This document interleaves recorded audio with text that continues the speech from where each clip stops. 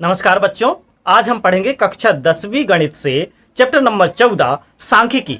हम पिछली कक्षा 9वीं में आंकड़ों के वर्गीकृत रूप, अवर्गीकृत रूप के बारे में जान चुके हैं। साथ ही हमने आंकड़ों को दंड आरेख के रूप में व्यवस्थित करना सीखा है, आयत चित्र के रूप में व्यवस्थित करना सीखा है, आवृत्ति बहुभुज के रूप में व्यवस्थित करना सीखा है। साथ ही हमने अवर्गीकृत आंकड़ों का माध्य, माध्यिका या माध्यक जिसे हम बोलते हैं, और बहुलक ज्ञात करना भी हमने सीखा है।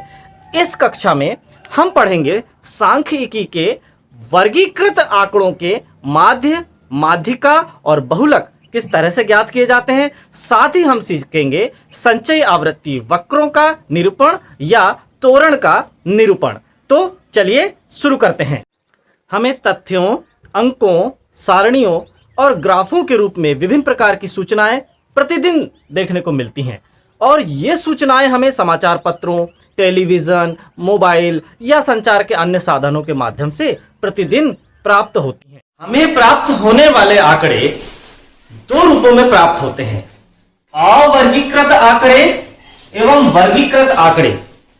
अवर्गीकृत आंकड़ों का माध्य, माध्यक और बहुलक निकालना हमने कक्षा 9वीं में सीखा है। चलिए आज हम एक उदाहरण ले लेते हैं और अवर्गीकृत आंकड़ों का माध्य, माध्यक और बहुलक निकालते हैं। उसके बाद हम वर्गीकृत आंकड़ों पर पहुंचेंगे। प्रश्न है, एक टीम ने फुटबॉल के 10 मैचों में निम्नलिखित गोल किए। 2, 3, 4, 5, 0, 1, 3, 3, 4, 3। इन गोलों के माध्य, माध्यक और बहुलक ज्ञात कीजिए। तो चलिए सबसे पहले हम माध्य ज्ञात करते हैं। माध्य क्या होता है? सबसे पहले हम आंकड़े लिख लें। हमारे पास आंकड़े क्या हैं? आंकड़े 2, 3, 4, 5, 0, 1, 3, 3, 4, 3। अब यहां पर हम माध्य ले लेते हैं। माध्य का हमारा सूत्र है x बार बराबर, अवर्गीकृत आंकड़ों के लिए यदि आपको याद हो तो आंकड़ों का योग, ये देखिए हमने किया आंकड़ों का योग अंश में और आंकड़ों की संख्या हर में। आंकड़ों की संख्या, यदि कोई आंकड़ा शून्य भी है तो भी वो आंकड़ों की संख्या में गिना जाएगा और आंकड़ों के योग में जोड़ा जाएगा। चलिए मैं जोड़ रहा हूं। 2 धन 3 धन 4 धन 5 धन 0 धन 1 धन 3 धन 3 धन 4 धन 3। ये हमारे पास 1, 2, 3, 4, 5, 6, 7, 8, 9, 10 आंकड़े हैं। तो आंकड़ों की संख्या कितनी हो गई? 10 हो गई। अब इन्हें हम जोड़ देंगे। 2, 3, 5, 4, 9, 10, 14, 14, 15, 16, 17, 18, 19, 20, 21, 25 और 28।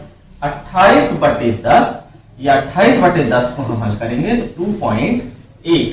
माध्य x बार क्या प्राप्त हुआ हमें?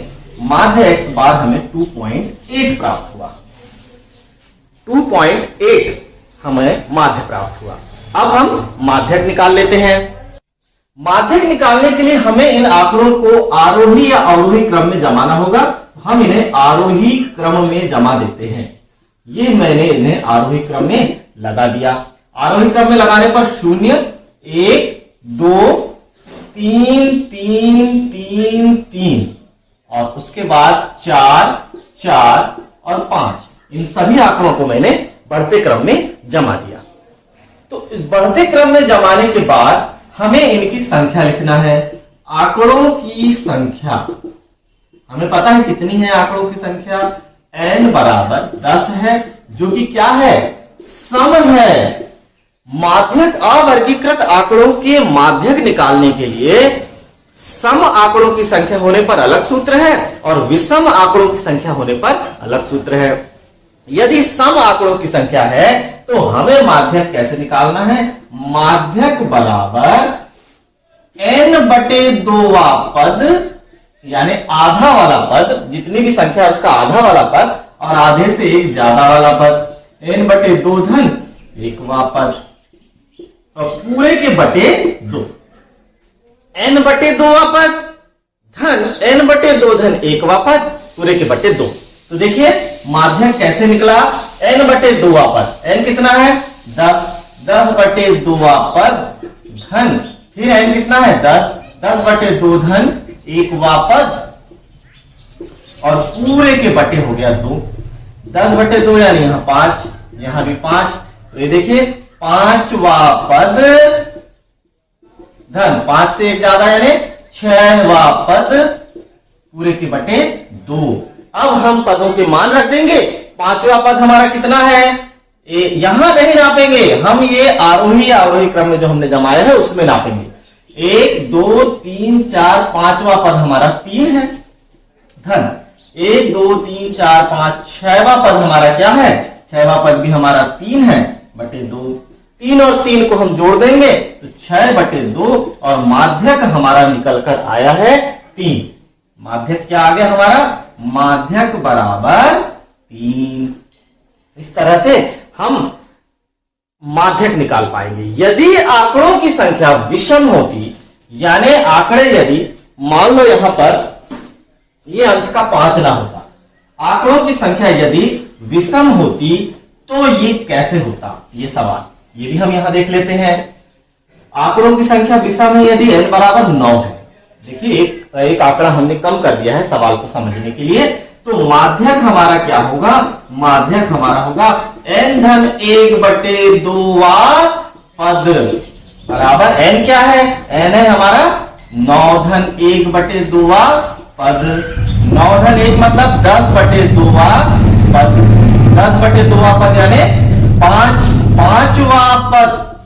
पदों की संख्या विषम होने पर ये है, पदों की संख्या विषम होने के लिए सूत्र है 5वां पद 1 2 3 4 5वां पद हमारा 3 है, तो माध्यक हमारा प्राप्त हुआ 3। तो अब हमने सीख लिया है कि यदि पदों की संख्या विषम है तो माध्यक क्या होगा, यदि पदों की संख्या सम है तो माध्यक कैसे निकालेंगे, दोनों के लिए हम सूत्र जान चुके हैं।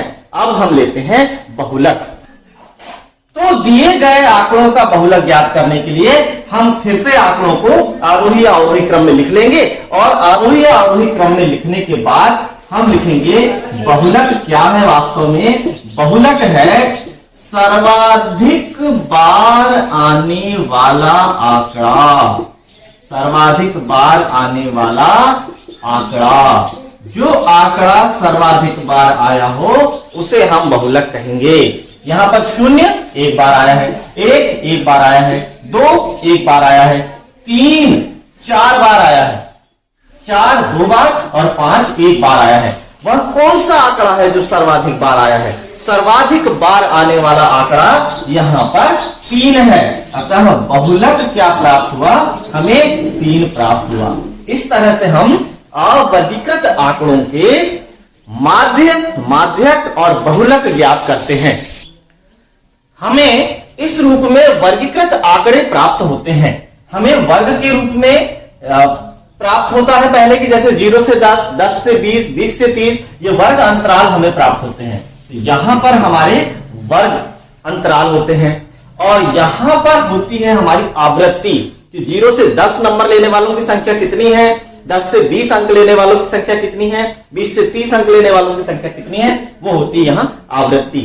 ये होता है वर्ग चिन्ह या मध्य बिंदु, जिसे हम लेते हैं, जैसे कि हमने यहां यदि लिया है 0 से 10, तो यहां पर मध्य बिंदु 0 से 10 का क्या होगा, उच्च सीमा धन निम्न सीमा बटे 2, 10 धन 0 बटे 2, तो यहां पर हमारा वर्ग चिन्ह क्या हो जाएगा 5। ऐसे ही 10 से 20 यदि हमारा वर्ग अंतराल है तो वर्ग चिन्ह 20 और 10 हो गए 30, 30 का आधा हो गया 15। इस तरह से हमारे वर्ग चिन्ह निकाले जाते हैं, जिन्हें हम मध्य बिंदु भी कहते हैं। इसके बाद हमें एक कॉलम बढ़ाना होता है, वो होता है fi इंटू xi का, जो कि आवृत्ति का वर्ग चिन्ह से गुणा करने पर प्राप्त होता है। आवृत्ति का वर्ग चिन्ह से गुणा करने पर हमें प्राप्त होगा fi इंटू xi।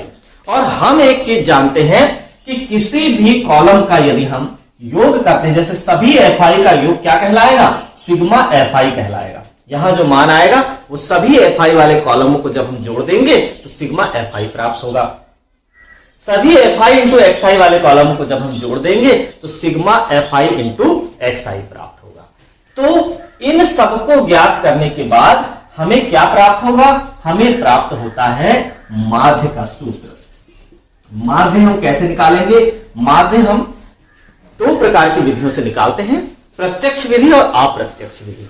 अप्रत्यक्ष विधि के भी दो रूप हैं। देखिए, माध्य निकालने की दो विधि हैं, प्रत्यक्ष विधि और अप्रत्यक्ष विधि। अप्रत्यक्ष विधि, अब ये अप्रत्यक्ष विधि भी दो रूपों में उपयोग होती है। एक होती है कल्पित माध्य विधि, कल्पित माध्य विधि, और एक होती है पग विचलन विधि, पग विचलन विधि। ये वास्तव में क्या है? ये प्रत्यक्ष विधि को ही आसान बनाने के लिए तैयार की गई विधियां हैं, कल्पित माध्य विधि और पग विचलन विधि। तो देखिए, अब हम प्रत्यक्ष विधि से माध्य कैसे ज्ञात करेंगे। माध्य बराबर हो जाएगा प्रत्यक्ष विधि में sigma F I into X I upon sigma F आई। वास्तव में ये क्या है? सभी आवृत्तियों एक्स आई से लेकर, एफ आई लिखा है मतलब आई से लेकर एन तक, एक से लेकर एन तक सभी आवृत्तियों का योग एफ आई इंटू एक्स आई। सभी आवृत्तियां एवं सभी मध्य बिंदुओं का गुणनफल का योग है अंश में, और हर में क्या है? सभी आवृत्तियों का योग है हर में। तो नीचे हम लिख सकते हैं, जहां sigma F I into X I बराबर सभी आंकड़ों का योग एवं सिग्मा एफ आई बराबर आंकड़ों की संख्या है। यानी जो हमने अवर्गीकृत आंकड़ों के लिए किया था वही यहां पर है, लेकिन कैसे आंकड़ों का योग है? यानी 0 से 10 नंबर लेने वालों की संख्या हमें मध्य बिंदु के रूप में हमने ले लिया उसे, उसकी संख्या हमें मान लो दी हुई है 2, यहां 3 और यहां पर 2 दिया है मान लो। तो ये कुल मिला के 0 से 10 अंक लेने वालों की संख्या तो यहां पर 2 है। अब हम उसका मध्य बिंदु लिया 5, तो 5 दूनी 10 हुआ। यहां पर जो हमें प्राप्त हुआ वो हमें क्या प्राप्त हुआ? इन पूरे आंकड़ों का योग ही तो, एक आंकड़े इनका योग प्राप्त हुआ 0 से 10 के आंकड़ों का। वैसे ही अब 15 दिया, ये 45 हो गया, और ये 25 दूनी 50 हो गया। हमें क्या प्राप्त हो रहा है? आंकड़ों का योग, और जब हम पूरों को जोड़ देंगे तो सभी आंकड़ों का योग हो जाएगा यहां पर sigma F I into X I. जैसे हम यहां पर जोड़ते हैं तो ये 105 हो जाता है। यहां पर हम सभी एफ आई को जोड़ते हैं तो सभी एफ आई यहां 7 हो जाता है सिग्मा एफ आई। तो इस तरह से हमें माध्य निकालना है कि sigma F I into X I बराबर sigma F I. Sigma F I into X I अंश में कर देंगे और सिग्मा एफ आई हर में कर देंगे, जहां सभी आंकड़ों का योग क्या है? Sigma F I into X I. और आंकड़ों की संख्या यहां पर क्या है? आंकड़ों की संख्या एफ आई है। यहां पर आंकड़ों की संख्या कितनी है? एफ आई है। सभी आंकड़ों का योग से यहां पर तात्पर्य है, हम इसे विस्तृत रूप में भी लिख सकते हैं कि आवृत्तियों एवं मध्य बिंदुओं के गुणनफलों का योग। वास्तव में ये क्या है? आवृत्तियों एवं वर्ग चिन्ह, ये क्या है? वर्ग चिन्ह के गुणनफलों का योग है ये। इस तरह से हम प्रत्यक्ष विधि से माध्य निकालते हैं। इसी प्रकार अप्रत्यक्ष विधि से माध्य निकालने हम जान लेते हैं। अप्रत्यक्ष विधि में कल्पित माध्य विधि से हम माध्य कैसे निकालेंगे? तो कल्पित माध्य विधि में हमें एक माध्य की कल्पना करना होता है। तो यहां माध्य अब डी बार कहलाने लगता है, एक्स बार ना कहलाकर डी बार कहलाने लगता है, क्योंकि हम यहां direct F I into X I ज्ञात नहीं करते। अब हम यहां पर इस एक्स आई को और भी छोटा बनाते हैं। इस एक्स आई को और भी छोटा बनाकर क्या बना देते हैं? डी आई बना देते हैं। बोले कैसे बनेगा सर डी आई? तो डी आई देखिए कैसे बनेगा। यहां पर हम जैसे हमारा सबसे बीच का पद हम ले लेते हैं। सबसे बीच का पद यहां पर कौन है? 15 है। तो इस 15 को एक्स आई में से घटा देते हैं, यानी एक्स आई माइनस 15, या इसे हम ए मानते हैं, एक्स आई माइनस ए। और ये ए वास्तव में किस नाम से जाना जाता है? ये ए वास्तव में कल्पित माध्य के नाम से जाना जाता है। तो सबसे पहले हम लिखे, माना कल्पित माध्य ए है। कल्पित माध्य क्या है? ए है। तब हमारे माध्य का सूत्र क्या हो जाएगा? हम सब में से ए को घटा रहे हैं। 5 में से ए को घटाया मतलब 15 को घटाया तो ऋण 10 प्राप्त हुआ। 15 में से 15 को घटाया तो भी हमें 0 प्राप्त हुआ। 25 में से 15 को सभी xi में से हम ए को घटा रहे हैं तो हमें 10 प्राप्त हुआ। इस तरह से अब सिग्मा डी आई, ये देखो अब हमारा अभी इस डी आई की आवश्यकता हमें नहीं है, हमें डी आई के मान क्या क्या प्राप्त हुए हैं, ऋण 10, 0 और 10, 3 मान प्राप्त हो गए हैं। अब हमें क्या करना है, इसके बाद हमें ज्ञात करना है इन एक्स आई की अब हमें आवश्यकता नहीं है, अब हमारे पास नया मान है। कौन है नया मान, डी आई।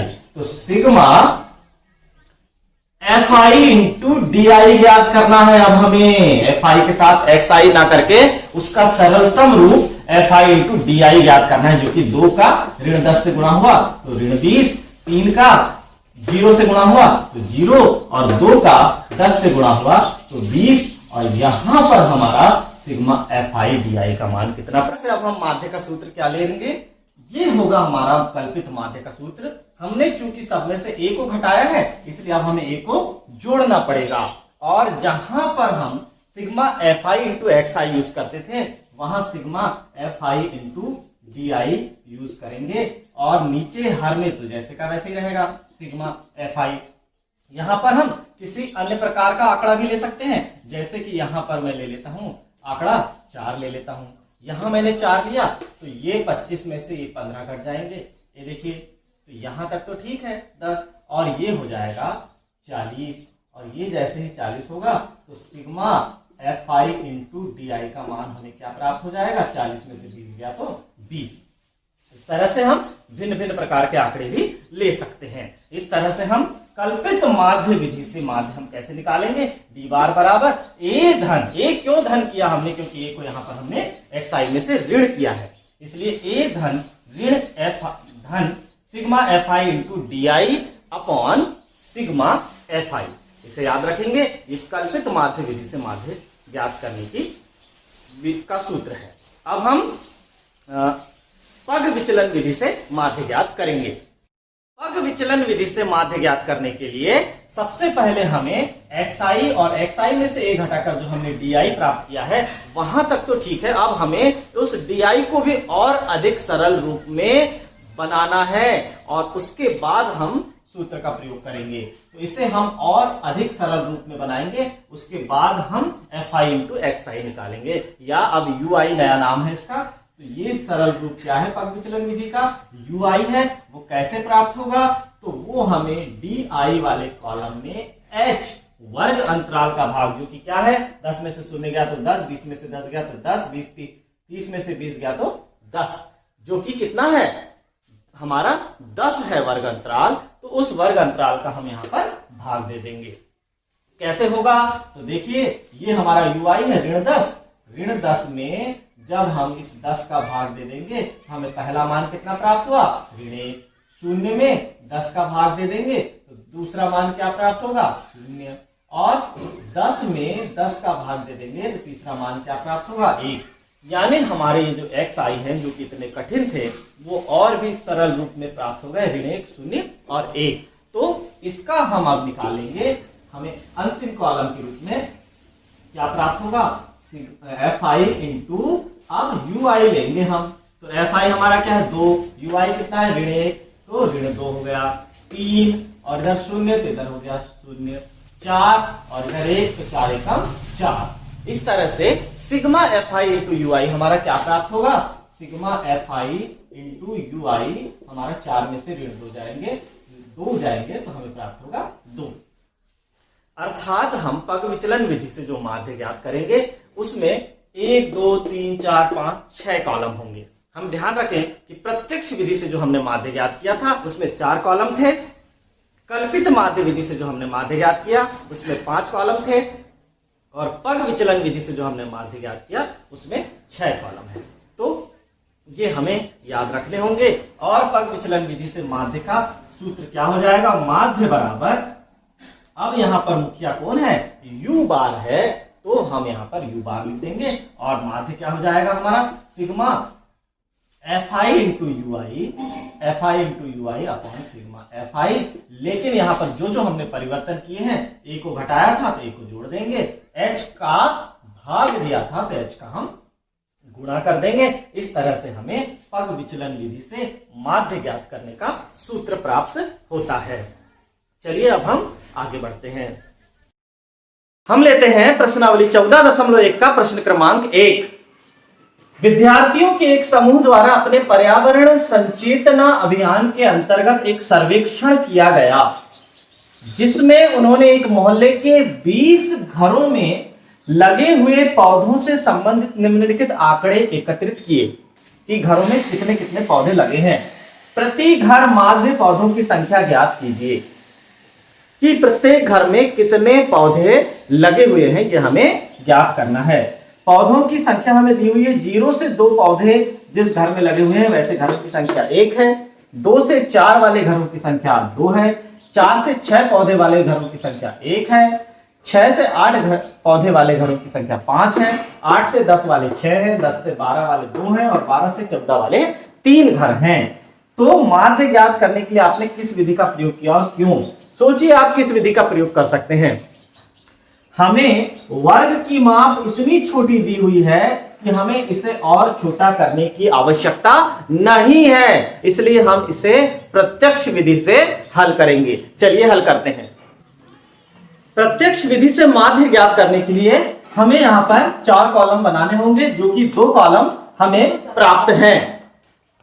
जैसे कि हमने प्रश्न में पढ़ा, पौधों की संख्या एवं घरों की संख्या हमें ज्ञात है, तो घरों की संख्या को हमने एफ आई मान लिया। पौधों की संख्या जो हमें वर्ग अंतराल के रूप में दी गई है उन्हें हम मध्य बिंदु के रूप में पहले बदल देंगे। तो 0 और 2 का योग हुआ 2, और 2 के बटे जब 2 हम करेंगे तो मध्य बिंदु क्या प्राप्त होगा? 1। 2 और 4 का मध्य बिंदु, 2 और 4 6, 6 के बटे 2 मतलब 3, और 6 और 4 10, और उसके बटे 2 मतलब 5। इस तरह से 8 और 6 हो गया 14, तो ये हुआ आधा 7, 18 का आधा 9, और ये 22 का आधा 11, और ये हो गया 14, 15, 16, 26 का आधा 13। इस तरह से हमने मध्य बिंदु वाला कॉलम भी बना लिया है। हमारे पास अब एफ आई भी है और एक्स आई भी है। प्रत्यक्ष विधि में तो कुछ और डी आई और यू आई ज्ञात करने की आवश्यकता हमें नहीं होती, इसलिए हम सीधे सीधे एफ आई का गुणा एक्स आई से करते जाएंगे। 1 का गुणा 1 से किया तो 1 एकम 1, 2 का गुणा 3 से हुआ तो 2 तिया 6, 1 का गुणा 5 से हुआ तो 1 पंचे 5, 5 का गुणा 7 से हुआ तो 5 7 35, 6 का गुणा 9 से हुआ 9 6 54, और 2 का गुणा 11 से हुआ तो 11 दूनी 22, और 3 का गुणा 13 से हुआ तो 13 तिया 39। इस तरह से हमने एफ आई और एक्स आई वाला कॉलम तैयार कर लिया है। एफ आई एक्स आई वाले कॉलमों का योग और एफ आई वाले कॉलमों का हम योग करते हैं। तो 2 1 2 3 4 और ये 9 10 15 16 17 18 19 20 घरों का सर्वेक्षण हुआ था, इसलिए सिग्मा एफ आई का मान हमें 20 प्राप्त हुआ। अब हमें देखना है कि F I into X I का मान हमें क्या प्राप्त होता है। चलिए देख लेते हैं। ये हो गया 7 8 9 10 11 12 12 35 और 12 हो गए 47, 47 में हम जोड़ देंगे 54, तो ये हो गया 11 के 1 हासिल का 1 101, 101 में हमने जोड़ दिया 22 तो 123, 123 में हम जोड़ देंगे 39, तो ये 12 की 2 हासिल का 1, ये हो गया 6, और ये तो हमें प्राप्त हुआ 162। 162 हमें प्राप्त हुआ sigma F I into X I का मान। अब हमारा सूत्र क्या है? सूत्र हमारा है माध्य एक्स बार बराबर sigma F I into X I upon sigma F I. Sigma F I into X I के बटे हमें क्या करना है? सिग्मा एफ आई करना है। तो चलिए इसे आप हल कर देते हैं। हम इसे हल करने के लिए हमें केवल मान रखने की आवश्यकता है। हम मान रख देंगे sigma F I into X I का मान कितना है? 162, और सिग्मा एफ आई का मान कितना है? 20। ये देखिए, तो हमने शून्य को हटाने के लिए 16.2/2 प्राप्त हो जाएगा। एक संख्या के बाद दशमलव लगा दिया तो शून्य हट गया।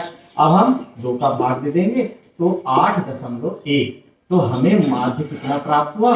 माध्य हमें प्राप्त हुआ 8.1। इसके अलावा हमें पूछा गया था कि माध्य आप किस विधि से ज्ञात करेंगे? तो हमें लिखना पड़ेगा हमने माध्य प्रत्यक्ष विधि से ज्ञात किया। क्यों